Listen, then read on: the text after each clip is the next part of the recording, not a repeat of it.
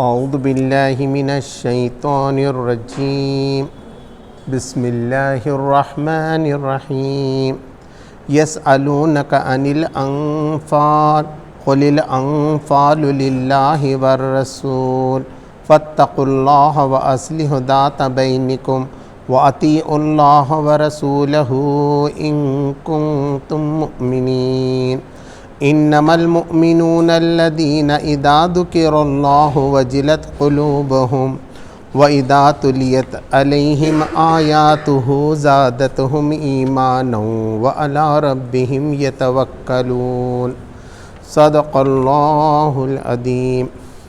اللہ کے نام سے جو بے انتہا مہربان اور رحم فرمانے والا ہے۔ تم سے انفال کے متعلق پوچھتے ہیں، کہو یہ انفال تو اللہ اور اس کے رسول کے ہیں، پس تم لوگ اللہ سے ڈرو اور اپنے آپس کے تعلقات درست کرو اور اللہ اس کے رسول کی اطاعت کرو اگر تم مومن ہو۔ سچے اہل ایمان تو وہ لوگ ہیں جن کے دل اللہ کا ذکر سن کر لرز جاتے ہیں، اور جب اللہ کی آیات ان کے سامنے پڑھی جاتی ہیں تو ان کا ایمان بڑھ جاتا ہے اور وہ اپنے رب پر اعتماد رکھتے ہیں۔ جو نماز قائم کرتے ہیں اور جو کچھ ہم نے ان کو دیا ہے اس میں سے ہماری راہ میں خرچ کرتے ہیں، ایسی لوگ حقیقی مومن ہیں۔ ان کے لیے ان کے رب کے پاس بڑے درجے ہیں، خسروں سے درگزر ہیں اور بہترین رزق ہے۔ اس مال غنیمت کے معاملے میں بھی ویسی ہی صورت پیش آ رہی ہے جیسی اس وقت پیش آئی تھی جب کہ تیرا رب تجھے حق کے ساتھ تیرے گھر سے نکال لایا تھا اور مومنوں میں سے ایک گروہ کو یہ ناگوار تھا، وہ اس حق کے معاملے میں تجھ سے جھگڑ رہے تھے، درا حال یہ کہ وہ صاف صاف نمایاں ہو چکا تھا۔ ان کا حال یہ تھا کہ گویا وہ آنکھوں دیکھے موت کی طرف ہانکے جا رہے ہیں۔ یاد کرو وہ موقع جب کہ اللہ تم سے وعدہ کر رہا تھا کہ دونوں گروہ میں سے ایک تمہیں مل جائے گا۔ تم چاہتے تھے کہ کمزور گروہ تمہیں ملے، مگر اللہ کا ارادہ یہ تھا کہ اپنی ارشادات سے حق کو حق کر دکھائیں اور کافروں کی جڑ کاٹ دیں، تاکہ حق حق ہو کر رہے اور باطل باطل ہو کر رہے، خواہ مجرموں کو یہ کتنا ہی ناگوار گزرے۔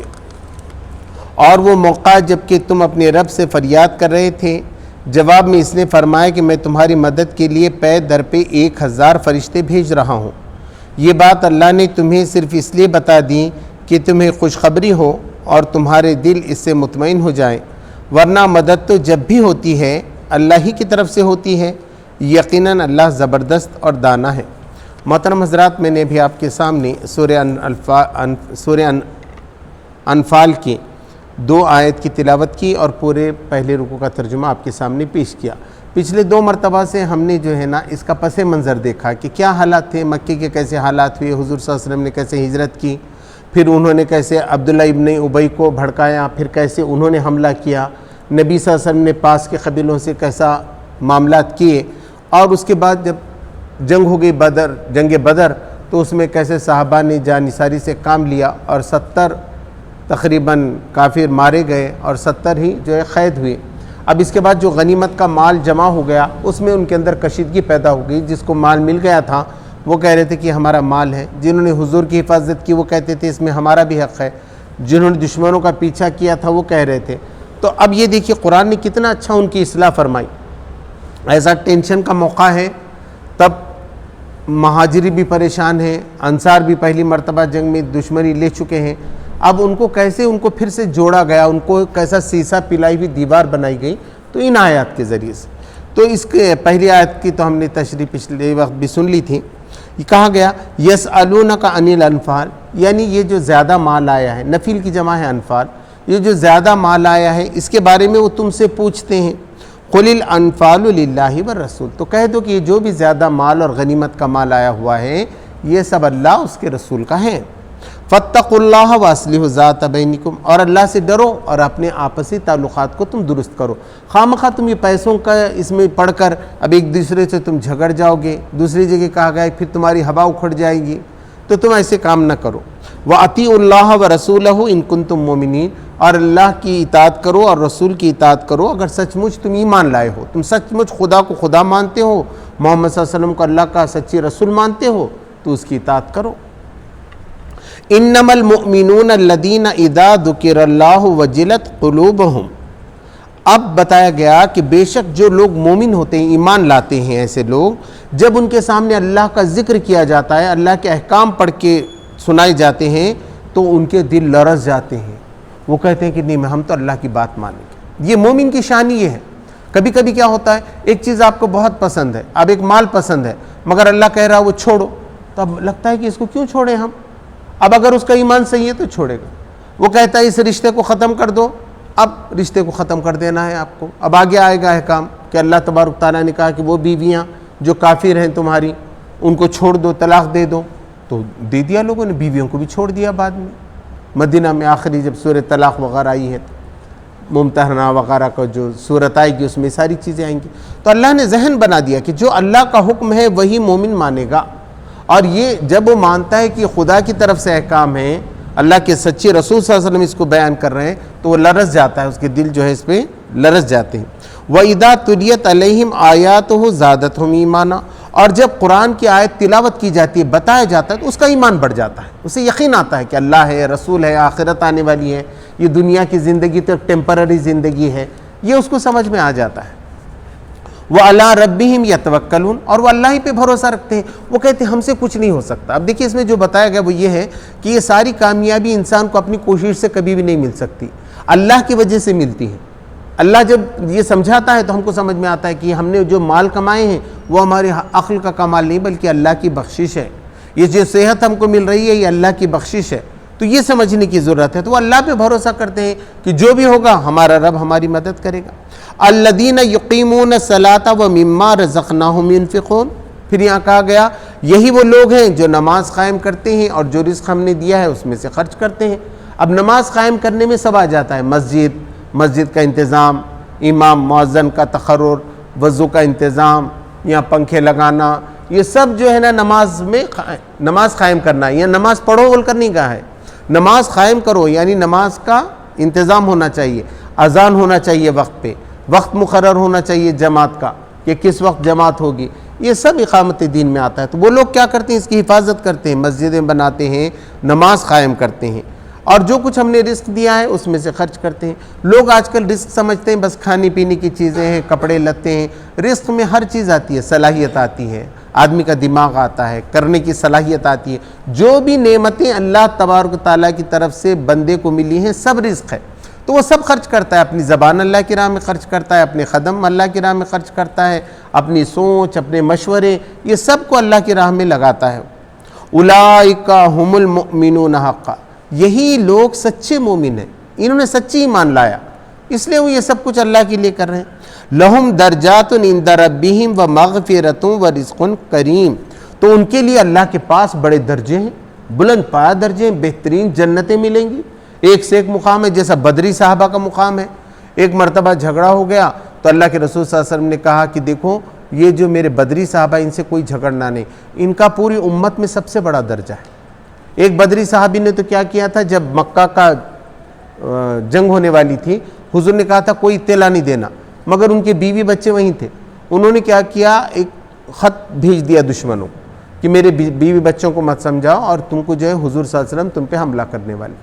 اب حضور کو اطلاع ہو گئی، پھر حضرت علی گئے، وہ خاتون کو پکڑا، وہ خط بھی ملا، کھلا، لیکن اللہ کے رسول نے ان کو معاف کر دیا کہ وہ بدری صحابی ہیں۔ بدری صحابی کا بہت بڑا ہے، اللہ نے کہا کوئی دنیا میں کوئی بھی مسلمان پیدا ہو جائے اور پورا سب کچھ لگا دے، وہ بدری صحابہ کا مقابلہ نہیں کر سکتا۔ بدری صحابہ کا جو ہے درجہ ہے وہ سب سے بلند، دنیا میں بھی آخرت میں بھی، کیونکہ یہاں سے پوری تصویر بڑی ہے۔ دیکھیے اب جنگ بدر نہ ہوتی تو آپ نہیں سمجھتے کہ مسلمانوں کا ایسا غلبہ آج بھی دنیا کے اندر ہوتا، وہ جنگ بدر ہی تھی، غیر معمولی۔ آج بھی لوگ حیران ہیں کہ کیسا ہی 313 نے 1000 کو جو ہے ہرا دیا، کیسا مسلمانوں کی قوت کا توازن ایک دم بڑھ گیا، حیران ہیں لوگ۔ اب آئے گا اور آگے تو اللہ تبارک تعالیٰ نے کہا کہ ان کے بڑے درجے ہیں ان کے رب کے پاس، اور ان کے لیے بخشش ہے، گناہوں کی معافی ہے۔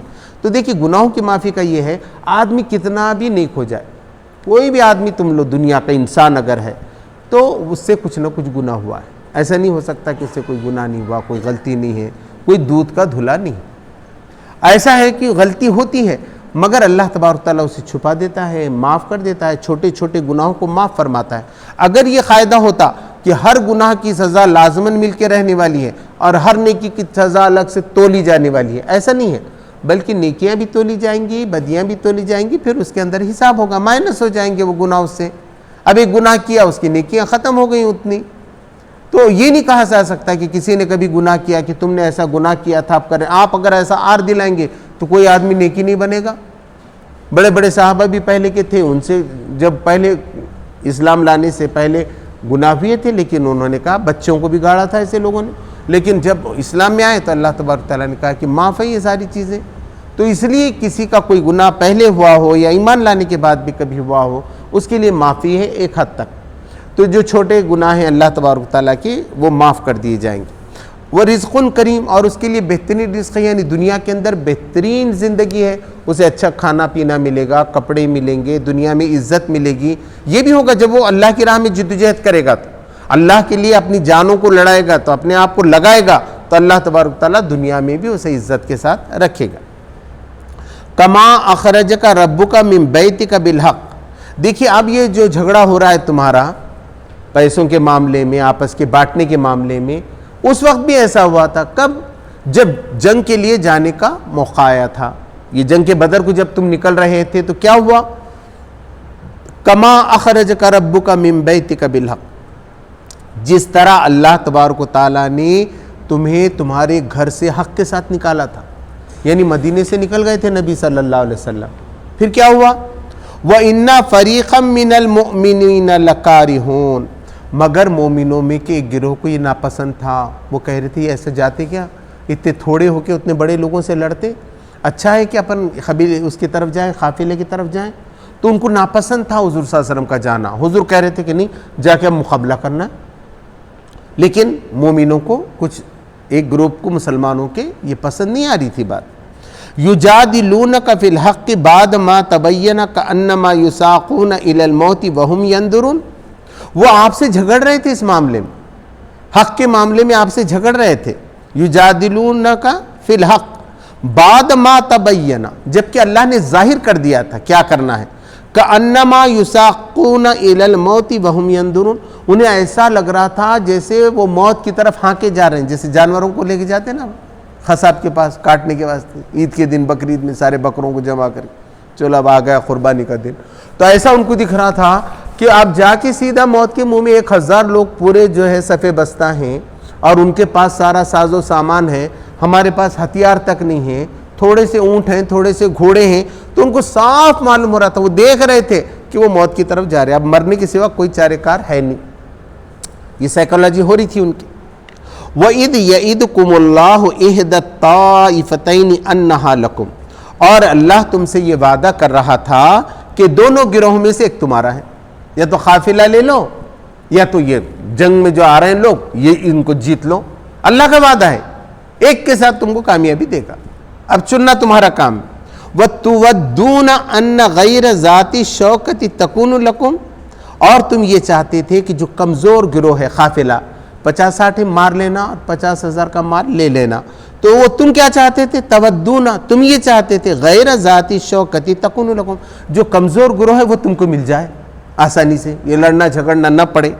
وہ یرید اللہ، اور اللہ کا یہ ارادہ تھا، اللہ یہ چاہتا تھا ان یحق الحق بکلمات، کہ حق کو حق ثابت کرے اپنے کلمے سے، آج ہو جائے فیصلہ کہ حق پہ کون ہے باطل پہ کون ہے۔ اس لیے کہ انہوں نے بھی دعا کی تھی، ابو سفیان نے، ابو جہل نے، سب نے کعبہ کے پردے پکڑ کر دعوت کی تھی کہ اللہ تبارک تعالیٰ دعا کی تھی کہ اللہ ہم میں سے جو حق ہے وہ اس کو تو جتا دے، چل ہم تو سمجھ رہے ہیں وہ بے دین ہو گئے اور ہم صحیح حق پر ہیں، تیری خدمت کر رہے ہیں، تیرے یہاں کے پجاری بنے ہوئے ہیں اور ہم سنبھالے ہوئے ہیں یہاں کے، مگر تو کر دے ہم کو۔ وَيَقْطَعَ دَابِرَ الْكَافِرِينَ، اور کافروں کی جڑ کاٹ دے۔ اللہ تبارک تعالیٰ تو یہ چاہتا تھا کہ تم کو ٹکرائے۔ اب بات جنگ کے بعد کی آیتیں ہیں، تب سب کو معلوم ہو گیا کیا ہوا تھا، تو اللہ یہ چاہتا تھا کہ تم کو ٹکرا دے ان سے اور کافروں کی جڑ کاٹ دیں۔ لِيُحِقَّ الْحَقَّ وَيُبْطِلَ الْبَاطِلَ وَلَوْ كَرِهَ الْمُجْرِمُونَ، تاکہ حق ثابت ہو جائے، باطل مٹ جائے، مٹنے والی چیز ہمیشہ کے لیے مٹ جائے، اور یہ مجرموں کو کتنا ہی ناگوار گزرے، جو ظالم تھے، مجرم تھے، دوشی تھے لوگ، یا جنہوں نے کام کیا تھا، تو وہ ہو جائیں. اذ تستغیثون ربکم فاستجاب لکم انی ممدکم بألف من الملائکۃ مردفین. اور یاد کرو وقت جب آپ اپنے رب سے فریاد کر رہے تھے تو اللہ نے آپ کی دعا کو قبول فرمایا اور کہا کہ میں تمہاری تائید کرنے والا ہوں 1000 فرشتوں سے لگاتار اترنے والے. لگاتار ایک کے پیچھے کیسے اتریں گے؟ 1000 فرشتے آنے والے. تو حضور صلی اللہ علیہ وسلم نے کیا کیا؟ حضور صلی اللہ علیہ وسلم نے دیکھا یہ مٹھی بھر لوگ ہیں. پہلے آ گئے حضور صلی اللہ علیہ وسلم، اوپر کا حصہ لے لیا نشیب کا.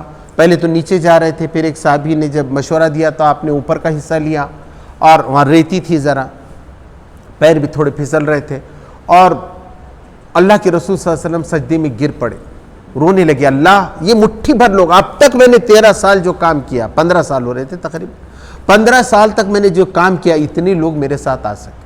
آج اگر یہ دین کا نام لینے والے ختم ہو گئے تو کیسا چلے گا یہ دین؟ تو اپنی نصرت فرما.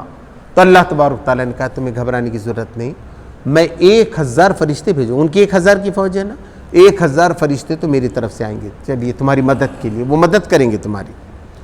وما جعلہ اللہ الا بشرا ولتطمئن بہ قلوبکم. اور اللہ تبارک و تعالیٰ نے اس کو تمہارے لیے ایک خوشخبری بنائی تاکہ اس سے تمہارے دلوں کو اطمینان نصیب ہو جائے. ومن نصر الا من عند اللہ. اور اللہ کے سوا کس کے پاس سے مدد آتی ہے؟ اور کون مدد کرتا ہے دنیا میں؟ کسی میں مجال ہے کہ وہ مدد کرے؟ تو جس انسان کو بھی جہاں ہوتی ہے، چاہے ہم دیکھتے ایسے ایک بازو میں سے جاتا ہے، ہم دیکھتے بچ گئے، ہم گرنے کے بعد معلوم ہوتا ہے اتنا گرا مگر مار ہی نہیں لگا مجھے، ہے نا. ایگزام تو ایسا دیا تھا مگر پاس ہو گیا. سب بہت جگہ اللہ تبارک تعالیٰ بچا لیتا ہے. تو ہر جگہ اللہ ہی بچا رہا ہے، مگر اس وقت خاص اس نے اس لیے کہا میں فرشتے تو ہمیشہ نازل ہوتے ہیں. ان الذین قالوا ربنا اللہ ثم استقاموا تتنزل علیہم الملائکہ. جن لوگوں نے کہا اللہ ہمارا رب ہے، ان جم گئے، ہمیشہ ان پہ فرشتے نازل ہوتے ہیں. اللہ تخافوا ولا تحزنوا وابشروا بالجنۃ التی کنتم توعدون. ہم تمہارے ساتھی ہیں دنیا میں بھی آخرت میں بھی، اور تم سے وعدہ کیا گیا ہے جنت کا. تو فرشتے ہمیشہ مدد کے لیے رہتے ہیں. لیکن چونکہ تم دعا کر رہے تھے، گڑ گڑا رہے تھے، تو اللہ تبارک تعالیٰ نے بشارت دی، ورنہ اللہ کے سوا اور کون ہے جو تمہاری مدد کر سکتا تھا. ان اللہ عزیز حکیم. اور بے شک اللہ تبارک تعالیٰ زبردست بھی ہے اور حکمت والا بھی ہے. اذ یغشیکم النعاس امنۃ منہ وینزل علیکم من السماء ماء لیطہرکم بہ. اور جب وہ تم پہ اونگ ڈال رہا تھا، اللہ نے کیا کیا؟ رات میں تھک گئے تھے، حالانکہ سب یہ ہوا تھا، نیند بھی ہو گئی تھی، مگر جب جنگ کرنے لگے نا، اتنا اطمینان تھا، کوئی گھبراہٹ میں نیند نہیں آتی. آدمی کو گھبراہٹ ہو گئی نا، کوئی بیمار ہے یہ آنکھ کی نیند ہی اڑ جاتی، آنکھ ہی نہیں لگتی، کتنا بھی آپ کرنا چاہیں، کچھ ہونے والا ہے، کچھ کل پروگرام ہے، یہ ہے، آنکھ جلدی نہیں لگتی. مگر دل کا قلب ہونا، اللہ پہ بھروسہ ہو تو آدمی بستر پہ جاتے ہی سو جاتا. یہ اللہ کا انعام ہے. تو یہاں بھی کیا ہوا؟ جنگ میں اونگ آنے لگی. اور جنگ احد میں بھی ایسی ہوا تھا. جنگ احد میں بھی صحابہ ایسا محسوس کر رہے تھے، حالانکہ سب ختم ہوا رہا، اس وقت 70 صحابہ شہید ہو گئے، مگر ایک اطمینان کا موقع تھا، ایسا سکون کا جیسا کہ پوری اطمینان، نیند آ رہی ہے، اور وہ جو ہے کر رہے تھے امن کی وجہ سے. اور یہ اللہ کی طرف سے تھا. منہ وہ ينزل علیکم من السماء ماء. اور اللہ تبارک تعالیٰ نے کیا کر دی؟ اس رات برسات کر دی. جب نبی صلی اللہ علیہ وسلم دعا کر رہے تھے، ٹینٹ بنا کے لوگ رکے ہوئے تھے، ان کے اچھی خاصی برسات ہو گئی. اس کا نتیجہ کیا ہو گیا؟ ان کی جو یہ ریت تھی، جو پھسل رہے تھے پیر، پوری جم گئی. دوسرا یہ ہوا کہ صحابہ نے کیا کر دیا؟ حوض بنا لیا الگ الگ، پورا پانی ہو گیا پینے کے لیے آسانی سے. اور جو کافر تھے وہ نشیب میں تھے، نیچے تھے، ان کے پاس ہو گیا کیچڑ، ان کے گھوڑوں کے پیر پھسل رہے، ان کے پیر پھسل رہے. اچھا پانی سب گندا ہو گیا ان کا، نیچے پینے کو پانی بھی نہیں رہا ان کا. اب آگے آئے گا، اوپر آنا چاہتے تھے پانی لینے کے لیے، حضور نے کیسا پھر انتظام کیا اس کا. تو پانی تو لینے دیا پینے کے لیے، مگر قبضہ کرنے سے روکا. تو یہ حالات ہو گئے. اللہ تبارک و تعالیٰ نے پانی برسایا، مگر اللہ کیا کہہ رہا ہے؟ یہ پانی ہم نے کیوں برسایا؟ لِتُطَہِّرَكُمْ بِهِ، تاکہ اس سے تمہیں پاک کر دے. اللہ تمہیں پاک کرنا چاہتا تھا، گناہوں سے پاک کرنا چاہ رہا تھا، کمزوریوں سے پاک کرنا چاہ رہا تھا. تو پانی کیا ہے؟ ہر میل کو دور کرتا ہے، غلاظت کو دور کرتا ہے. تو اس کی بھی ایک نشانی بتا دی اللہ تبارک تعالیٰ نے کہ ہم نے جو برسات کی اس سے تم کو جو ہے پاک کر دی. وَيُذْهِبَ عَنْكُمْ رِجْزَ الشَّيْطَانِ، اور جو شیطان تم پہ گندگی ڈال رہا ہے، تم کو ڈرا رہا ہے کہ تم مر جاؤ گے، تو یہ گندگی کو اللہ تبارک تعالیٰ نکالنا چاہ رہا تھا پانی کے ذریعے سے، اس نے یہ شیطان کی گندگی کو نکال دیا۔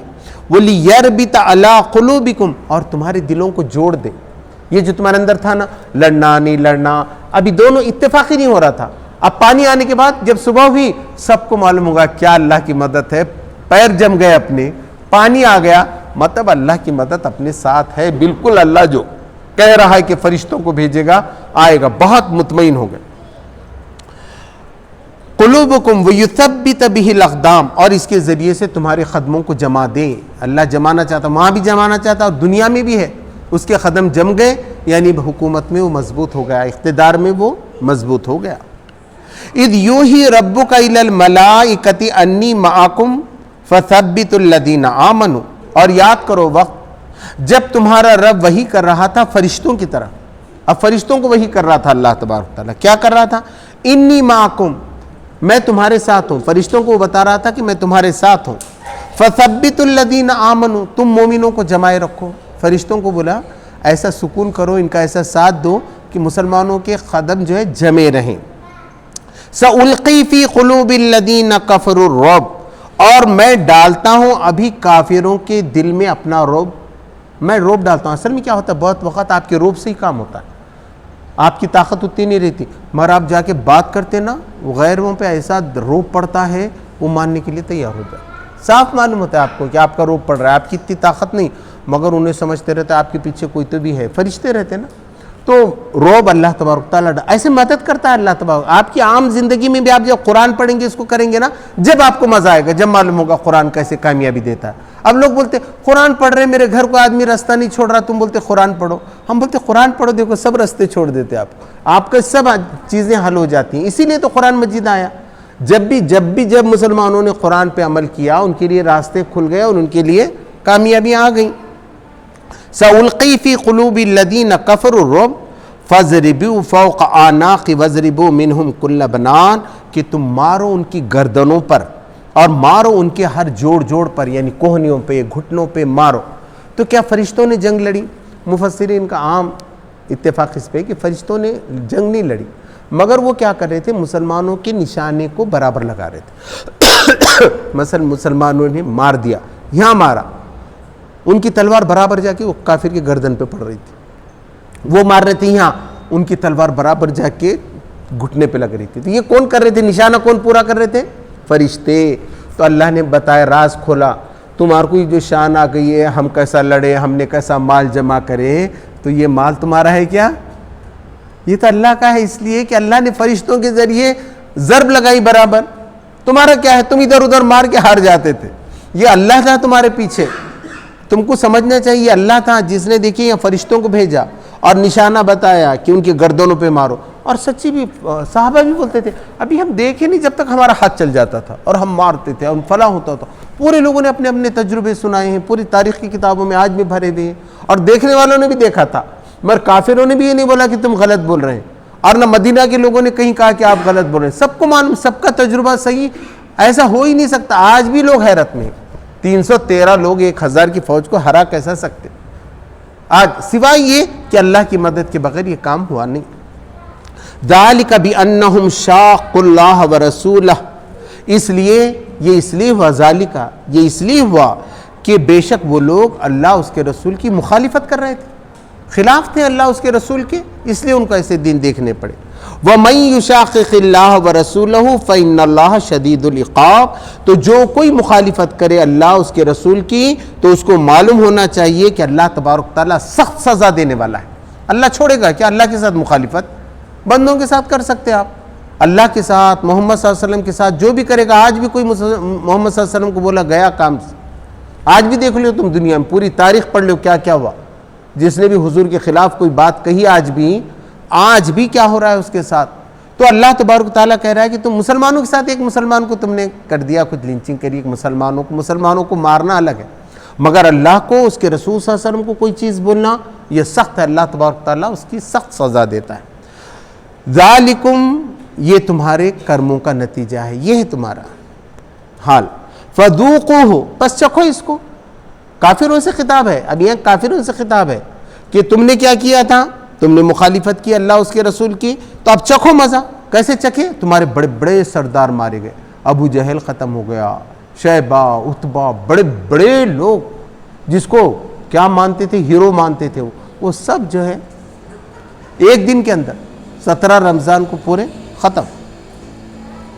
وَأَنَّ لِلْكَافِرِينَ عَذَابَ النَّارِ، اور کافروں کے لیے تو آگ کا عذاب ہے۔ یا ایھا الذین آمنوا اذا لقیتم الذین کفروا زحفا فلا تولوہم الادبار۔ اب مسلمانوں سے کہا گیا، اے لوگوں جو ایمان لائے ہو، جب کافروں سے مقابلہ ہو تمہارا میدان جنگ میں جب تمہارا مقابلہ ہو، فلا تولوہم الادبار، تو تم پیٹھ ہرگز نہیں بتانا۔ مومنوں کو یہ ہے کہ جب جنگ میں اترے اللہ پہ بھروسہ کر کے آگے بڑھنا ہے، جو تیر کھانا ہے چھاتی پہ کھانا ہے، پیٹھ پہ نہیں، پیٹھ پھیرنا نہیں ہے۔ اب آگے بتایا گیا وَمَن يُوَلِّهِمْ يَوْمَئِذٍ دُبُورَهُ إِلَّا مُتَحَرِّفًا لِلْقِتَالٍ أَوْ مُتَحَيِّزًا إِلَى فِئَةٍ فَقَدْ بَاءَ بِغَضْبٍ مِّنَ اللَّهِ وَمَأْوَاهُ جَهَنَّمُ وَبِئْسَ الْمَصِيرُ۔ اور اس دن جو کوئی پیٹھ پھیرے سوائے اس کے کہ وہ جنگی چال ہو، ادھر سے جا کے مارنا ہو تو پھر سکتا ہے، پیٹھ بتا سکتا ہے، ایسا نہیں کہ پیٹھ ہی نہیں بتانا ہے۔ یہاں پیٹھ بتانا بولے تو پیٹھ بتا کے بھاگنا، دل میں ڈر لانا، اپنی جان بچانے کے لیے بھاگنا، حملہ کرنے کے لیے پلٹ کے جا رہا ہے تو وہ گناہ نہیں ہے۔ تو کہا گیا کہ اگر جنگی چال کے لیے وہ پھر رہا ہے پیٹھ پھیر کے، کوئی بات نہیں۔ اور متحیزن الی فی، یا اپنے ایک گروپ اور اپنے ساتھی صحابہ کے ساتھ ہیں، یا جنگی ساتھی جو ہیں ان سے ملنے کے لیے وہ آ رہا تھا کہ بھئی ان کے ساتھ مل کے میں زیادہ محافظ ہو سکتا ہوں، تو بھاگتے آیا اور ان کے ساتھ ہو گیا، یہ بھی گناہ نہیں ہے۔ لیکن جو ڈر کے بھاگا اس کے لیے جہنم ہے، سیدھا ہے۔ اسلامی جنگ میں جو پیٹھ پھیرا ڈر کے، اس کے لیے جہنم ہے۔ باء بغضب من اللہ، تو وہ گھر گیا اللہ کے عذاب میں، لے آیا اس نے اللہ کے غضب کو اپنے اوپر، غصے کو۔ وہ ماواہ جہنم، اور اس کا ٹھکانہ جہنم ہے۔ وہ بئس المصیر، اور یہ بہت ہی برا ٹھکانہ ہے۔ اب اللہ تبارک و تعالیٰ نے کہا فَلَمْ تَقْتُلُهُمْ وَلَكِنَّ اللَّهَ قَتْلَهُمْ، تم نے قتل نہیں کیا، تم یہ جو بولو نا ہم نے کیسے کیسے کافروں کو مار دیا، اور میں نے مارا، میں نے کیسے حملہ کرا، وہ ہم چھوٹے بچے رہے کہ بھی اس کو کیسا مارے، ایسا کوئی ویسا صحابہ نے نہیں بولے تھے۔ مگر آج کل کے لوگ بولتے ہیں نا کیا جنگ تھی، ہمارے فوجی کیسے آگے بڑھ رہے تھے، کیسا دھول چٹا دی، ایسا۔ تو اللہ تبارک تعالیٰ نے کیا بولا فَلَمْ تَقْتُلُوهُمْ، تم نے انہیں قتل کیا ہی نہیں، وَلَكِنَّ اللَّهَ قَتْلَهُمْ، اللہ نے ان کو قتل کر دیا، اللہ نے قتل کیا، تو تم اس کا کریڈٹ مت لو۔ وَمَا رَمَيْتَ إِذْ رَمَيْتَ وَلَكِنَّ اللَّهَ رَمَى، اللہ کے رسول صلی اللہ علیہ وسلم نے اس وقت کیا کی تھی، مٹی لے لی تھی، اور اللہ تبارک انہوں نے کہا تھا اللہ ان کے منہ مٹا دے، ان کے چہروں کو بگاڑ دے۔ وجوہ کچھ لفظ ہے وجوہ بول کر کہ ان کے چہروں کو تو بگاڑ دے۔ لوگ کہتے ہیں کہ ہوا کا رخ دیکھنے کے لیے اللہ نے رمی کی تھی، یعنی ایسا اٹھا کر دیکھا تھا کہ ہوا کدھر چل رہی ہے۔ آج دیکھیے برسات کی ہوا ادھر تھی، تو میں نے جب دروازہ کھولا اپنا تو تھوڑا بھی پانی ہمارے گھر میں نہیں آ رہا تھا، اتنی زور کا پانی مگر پورا باہر جا رہا ہے، اتنا دروازے سے اتنا ہو کر۔ تو ہوا کا جب رخ رہتا ہے تو جنگ میں کیا ہوتا ہے، تیر اسی کی طرف زیادہ زور سے جاتا ہے، تو یہ دیکھنے کے لیے رما کیا۔ مگر اللہ تبارک تعالیٰ حضور صلی اللہ علیہ وسلم کو بھی کیا کہہ رہا ہے، یہ تو حضور کا تھا نا کام، اللہ حضور صلی اللہ علیہ وسلم سے فرما رہا ہے اے نبی صلی اللہ علیہ وسلم وما رمیتا، تم نے رمی نہیں کی، اذ رمیتا ولکن اللہ رما، جب تم نے رمی کی تو تم نے رمی نہیں کی بلکہ اللہ نے رمی کی، وہ اللہ کا ہاتھ تھا، اللہ کی طرف سے حکم تھا، اللہ کی طرف سے ہو رہا تھا یہ۔ وَلِيُبْلِيَ الْمُؤْمِنِينَ مِنْهُ بَلَاءً حَسَنًا، تاکہ اللہ تبارک تعالیٰ مومنوں کو ایک بہترین آزمائش سے گزارے۔ ایک آزمائش تھی، بلا تھی، ایک امتحان تھا، اللہ امتحان کے ذریعے سے تمہارے درجوں کو ایک دم اس نے بلند کر دیا۔ بدری صحابی کا کوئی مقابلہ ہے نہیں، مگر اس نے اس وقت آزمایا تمہارے کو، تم کو تو کلیجے منہ کو آ رہے تھے۔ دوسری جگہ جنگ احد وغیرہ میں بھی ہے، جب تمہارے کلیجے تمہارے منہ کو آ رہے تھے، مرنے کا وقت رہتا ہے، محسوس ہو رہا تھا بھاگ کے جا رہے ہیں موت کی طرف، تو اللہ تبارک تعالیٰ نے تم کو ایک بہترین آزمائش سے گزار دیا۔ ان اللہ سمیع علیم، بے شک اللہ تبارک تعالیٰ جانتا اور سنتا ہے۔ ذالکم، یہ ہے وہ بات، وَأَنَّ اللَّهَ مُوهِنُ كَيْدِ الْكَافِرِينَ، اور یہ انعام تھا تمہارا، اور اللہ تبارک تعالیٰ کافروں کی ہر چال کو کمزور کرتا ہے۔ کافروں کی چال کبھی مضبوط نہیں ہوتی، وہ کچھ کرنے کو جاتے ہیں، وہ سمجھتے ہیں ہم نے مسلمانوں کے خلاف ایسا کر لیا، سچی مسلمانوں کے مومنوں کے خلاف ہم نے ایسا کیا، تھوڑی دیر تک تو ایسے ہی لگتا ہے کیا ہوا، بعد میں معلوم ہوتا ہے وہ چال ہی ان پہ الٹی پڑتی۔ وہ جو چال چلے تھے اللہ تبارک تعالیٰ اسی کو ان پہ الٹ دیتا ہے، ان کی چال کو کمزور کر دیتا ہے۔ ان تستفتحوا فقد جاءکم الفتح، اب کہا گیا یہ بات، وہ کعبے کا غلاف پکڑ کے مانگ رہے تھے اللہ تو فیصلہ کر دے، آج جو ہم میں سے سچی گروہ ہے تو اس کے حق میں فیصلہ فرما دے۔ تو اللہ تبارک تعالیٰ نے کہا تم فیصلہ چاہتے تھے اللہ تبارک تعالیٰ کی طرف سے، اللہ نے فیصلہ فرما دیا۔ وَإِن تَنْتَهُوا فَهُوَ خَيْرٌ، اب تم رک جاؤ تو یہ تمہارے لیے بہتر ہے۔ فَإِن تَنْتَهُوا، اگر تم رک جاؤ، فَهُوَ خَيْرٌ لَكُمْ، یہ تمہارے لیے بہتر ہے۔ وَإِن تَعُودُوا نَعُودْ، اگر تم ایسا کرو گے پھر بھی ہم ایسی کریں گے، فرشتے اتاریں گے، مسلمانوں کو لائیں گے، پھر تم قتل و غارت گیری کا شکار ہو جاؤ گے اور تمہیں پیچھے بھاگنا پڑے گا، چھوڑ، ہے نا۔ یہ اللہ تبارک تعالیٰ نے بالکل وارننگ، دیکھیے کیسا قرآن میں پہلے آیا حق کیا، باطل کیا، کیا حرام، کیا کھانا چاہیے، کیا، اب دیکھیے کتنے زبردست آیتیں آ رہی ہیں، اور ان کو بھی کس طریقے سے دھمکایا جا رہا ہے، مسلمانوں کی بھی ٹریننگ کس طریقے سے کی جا رہی ہے۔ وَلَن تُغْنِيَ عَنْكُمْ فِئْتُكُمْ شَيْئًا وَلَا كَثُرَتْ، اور کچھ بھی کام نہیں آئے تمہاری بڑی لشکر تمہارے لیے اور نہ تمہاری کثرت۔ وَأَنَّ اللَّهَ مَعَ الْمُؤْمِنِينَ، اور اللہ تبارک و تعالیٰ مومنوں کے ساتھ ہے۔ تو یہاں پر 2 رکوع الحمدللہ ہمارے آج ہو گئے۔ پہلے پس منظر میں اسی لیے وقت گیا، پس منظر کو آپ نے سمجھا، آج الحمدللہ دیکھیے 2 رکوع ہو گئے۔ اللہ تبارک تعالیٰ سے دعا ہے کہ مجھے آپ کو قرآن کو صحیح معنوں میں سمجھنے، پڑھنے اور اس کو اپنی زندگیوں میں اتارنے کی توفیق عطا فرمائے۔ ربنا آتنا فی الدنیا حسنۃ وفی الآخرۃ حسنۃ وقنا عذاب النار۔ سبحان ربک رب العزۃ عما یصفون وسلام علی المرسلین والحمد للہ۔